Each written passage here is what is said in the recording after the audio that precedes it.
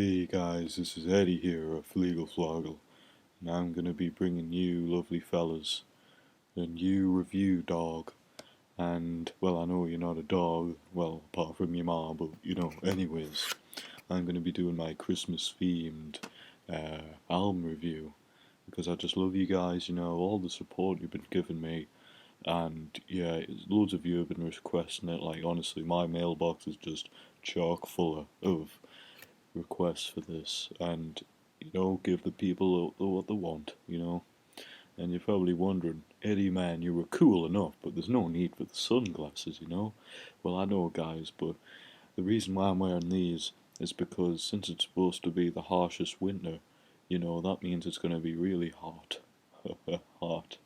So I'm just wearing these just to be prepared, but also if I wear these ravishing sunglasses, they just totally make my voice go way deeper. I don't know why, but they just do. So here we are, ladies and gentlemen. This is it, Rain Dogs by Tom Waits.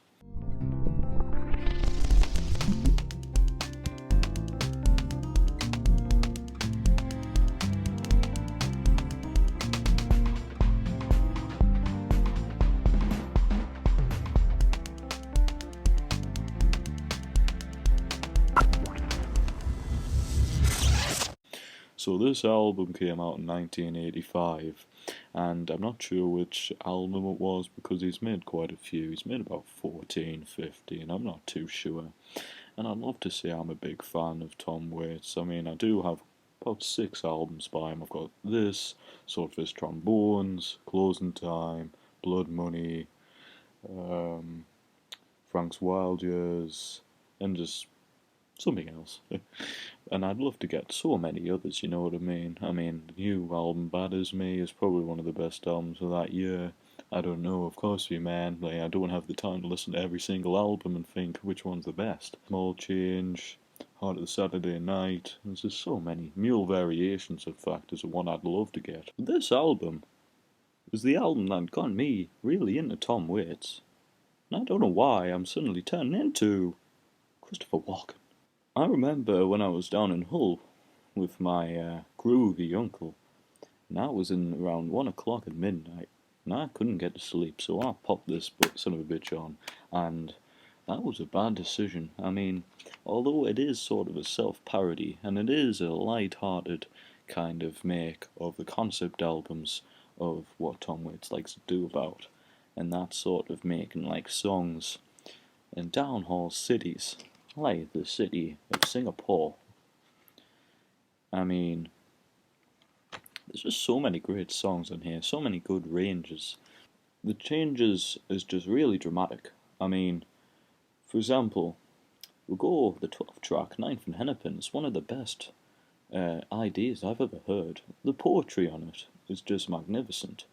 Talking about how there's a tattooed tear, one for every year, she said, is just really spooky. And saying how certain things, you don't know what it is, hides in people's hats, and people take on the dreams of who slept there, and it's just really cool. And it's funny how you can go from such a scary track, and then about 3 tracks later you get into Blind Love, a really happy, sort of optimistic kind of song. And I could be talking about the different ranges of styles as well. I mean, we get the usual bluesy but experimental stuff with things like Clap Hands, Rain Dogs, Downtown Train, Diamonds and Gold, and we'll go to the more optimistic songs like the really beautifully played Walk in Spanish, Anywhere I Lay My Head, and Time is just something you really need to hear if you're just used to Tom Waits just singing in this really brown voice. You really need to listen to that song for it to be played in a really tear-jerking kind of thing.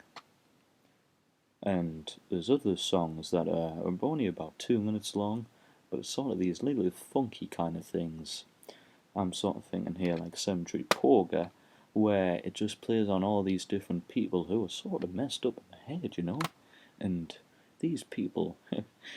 But again, it just brings out the amazing poetry that Tom Waits has done. And you sort of think, since I've just got Tempest a couple of days ago, hell, even yesterday, as they say, Tom Waits was originally inspired by Bob Dylan, but now Bob Dylan is inspired by Tom Waits.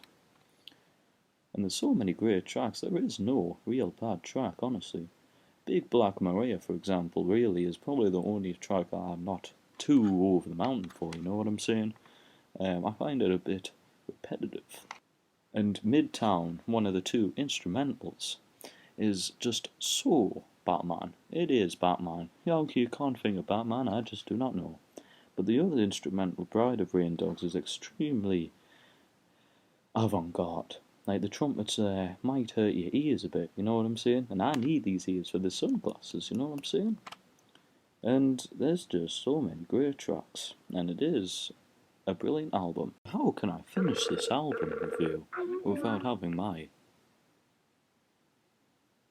Did that bitch just hang up on me? Mother! How can I finish this album review without having my awesome bro? How's it going, dude? I'm alright. Good, man. So, what do you think of Rain Dogs? Seems pretty good. It's real good. Thank you very much for that. See you later, mate. I mean, it's just people like that who just really put stuff into the video. Without that guy, how the hell were you supposed to know stuff about Rain Dogs? It's just amazing. And I'll just keep it as that. So thank you very much for watching. Hope you enjoyed my video. Have a very, very Merry Christmas. And yes, I know this is not a Santa hat, but actually a stocking. Oh well. Not very Christmassy either, but oh well. Best tracks, Cemetery Polka, Time, Rain Dogs, Walking Spanish, loads of great tracks. And I've already noted the ones I'm not too bothered about. So if you're sort of into very bluesy, downbeat, and pretty spooky stuff, then this is your man. This is it. Get this, please. It's a wonderful album, and I'd give it a 9.1 out of 10 overall. Thank you very much for watching. As I say, have a wonderful Christmas. Obviously, you might not be watching this if it's Christmas, but oh well. Thank you very much for watching. See you later, and bye-bye. Baby, tell me Christmas.